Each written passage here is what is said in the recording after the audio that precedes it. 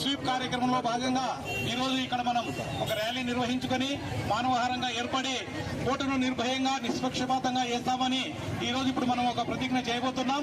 అందరూ కూడా మీ కుడి చేతిని ముందుకు చాపి ప్రతిజ్ఞ చేయి.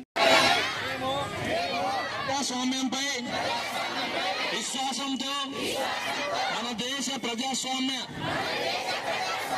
సాంప్రదాయాలను స్వేచ్ఛాయుత నిష్పక్షపాత ప్రశాంత ఎన్నికల ప్రభావాన్ని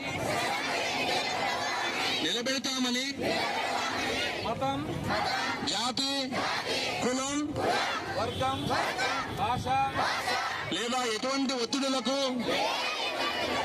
ప్రభావితం కాకుండా ప్రతి ఎన్నికల్లో నిర్భయంగా ఓటు వేస్తామని హిందూ మూలంగా ప్రతిజ్ఞ చేస్తున్నాము.